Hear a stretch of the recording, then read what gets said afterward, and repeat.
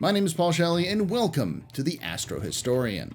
This is a series where I talk about all things sci-fi and space lore. Today we'll be looking at another lore news update with the latest Loremakers community questions from August 23rd, 2022. This is a quarterly question and answer session where the writers take questions from the community to clarify issues, retcon things, and often give some brand new lore. But before we get into that, I want to thank y'all for watching these videos. We are over 15,000 subscribers and rising fast, and it's because you are watching and spreading the word. So if this is the second time you've enjoyed one of my videos, join the club and hit the subscribe button and hit the bell icon if you want to know exactly when these new videos drop. Now, let's go over the QA from the narrative team. The first question asked for any information about the gangs and syndicates of Nyx, and the writers gave us some brand new info about a syndicate operating the system, the Moraine. They are an organization of thieves and smugglers based out of the Glacium Ring. Too aggressive to be welcomed into the ranks of the People's Alliance, the Moraine believe that it is their right to steal from the rich and powerful who have benefited from widespread corruption. They use the profits from their criminal activity to finance their organization and create the life they feel they deserve.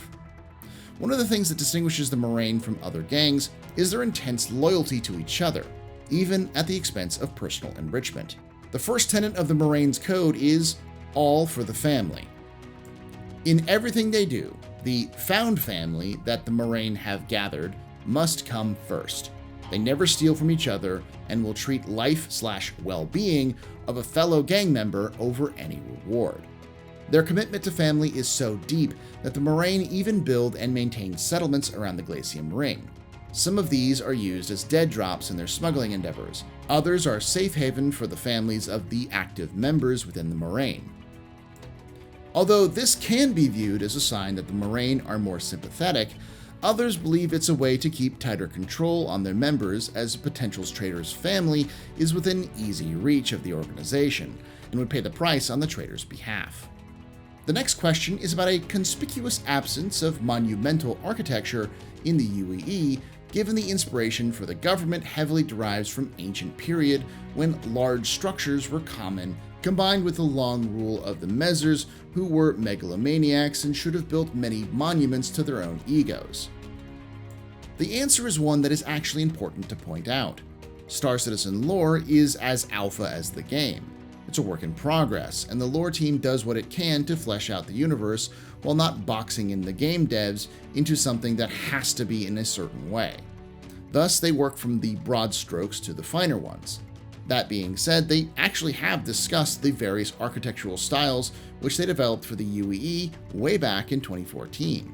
Those styles still exist in planning, but because the game is only in Stanton at the moment, a system discovered a little over 100 years ago, much of the construction we see is newer. They mention the unique architecture of Castra as an example of grand monumental structures that exist today in the verse, something I mentioned in my system survey on Castra, and Kano Stadium, which was destroyed in a coup which placed the last Mezer in power, Linton Mezer. If you'd like to know more about Kano Stadium, then watch the video I did on the rise of Crusader, as it played a pivotal role in shaping young Auguste Dunlot, who would later found Crusader Industries.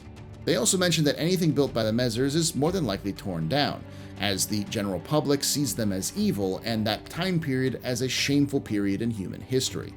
Finally, they also mentioned the Ark Station, a grand library of Alexandria in the stars, the Synthworld project, which is humanity's attempt to build a great artificial planet from scratch, and even the engineering marvel that is ArtCorp as other examples of monumental works of humanity. The next question asks how much detail they're willing to go into the lore of plant species on planets, noting they go only up to genus and family in the current lore, but not beyond. They talk about their process for the plant lore in general. The initial ideas get brought to the design team involving the background of the planet they are working on and the conditions it's exposed to. The design team then takes that background and then designs accordingly with their own flair. Then it's brought back to the lore team, who crafts the details behind the various plants which live on the planet. However, they're not comfortable going into more detail simply because it gets needlessly granular. The next question asks about the historical ships, hoping to access less modern ships in the verse, citing classic cars being driven around today as an example. The writers explained that lore is littered with older ships, mentioning the RSI Zeus and the classic 2783 model of the Aegis Retaliator, which was designed by one of the original designers of what would become Apocalypse Arms. They go on to explain that the issue with bringing these ships from lore to the verse is a design one first and foremost. The vehicle design team and Chris Roberts are the main drivers behind ships in the game, and narrative is just a support role for them. The complex process of creating a ship, not only that works in game, but feels older, is a difficult task, while also making sure it's viable in the game. Narratively, they also mentioned that older ships were built to different standards, so any older ship would have to have modern additions, citing the Asperia line of ships as an example. The true classic ships would be so rare and so restricted, they would likely not be allowed to fly. It's here they mention something which feels like foreshadowing, as they specifically mentioned that these ships would only be allowed to fly at special events, like the IAE. While this might be a reach, I could see them modeling an exterior of a Zeus, a fan-favorite classic which already has a miniature collectible model in-game, as something to sit on the floor of IAE in celebration of Star Citizen's 10th year of development. The next question asks about the social status and jobs of EMS workers in the verse. If they wear armor, if they're paid better than they are today, and how the system works. Hold on to your hats, my dear non-Americans, because in the far future of the Star Citizen universe, there is only the American healthcare system. Hospitals don't look too different from today, but with more high-tech equipment. Stress is still a killer, so generally, doctors aren't making rounds looking like they're about to assault Normandy Beach. The majority of paramedics work for private companies. That means for-profit healthcare system is still alive and well in the future. The reason for this is very simple. It makes for a more interesting game, and lets players earn money doing it on their own or while working for another company. However, that's the reason we don't know how much people get paid either. That decision is up to the gameplay team, and as I have already pointed out, the narrative team supports the development of the game rather than sets the pace. They do bring up the advancements of Bioticorp in the field of reconstructive surgery and the development of regeneration, as well as advancements in the medical field. They also told us about a new organization, Rejora Rescue, a Tavaran volunteer organization providing free medical services to Tavaran communities around the verse, and using their efforts to help renew a sense of cultural pride and identity amongst the diaspora. The next question asks how old the Paladin Helmet was. It was made in 2855. There's some other stuff about how it was first a salvage helmet, then became a combat one, but that's about it. I swear every Q&A there's at least one of these questions. The next question asks about the meaning behind the two new flags revealed for the UNE and UPE, progenitors of the modern UEE government that rules over most of humanity today. This is actually fascinating, and I would suggest reading it yourself if you're interested, as this is going to be more of a summary and won't go into depth. The gist is that they looked at the UEE flag and reverse engineered the other flags with the help of the design team. The three rings of the UNE flag represent the three main population centers of humanity, Earth, Mars, and the Croshaw system, when the government was formed. The UPE kept the rings and added one around the three, with an additional outer circle with breaks in all four cardinal directions to symbolize continued expansion. They also mentioned that these symbols can be found on in-game items now, which I covered in a video about relics I did recently.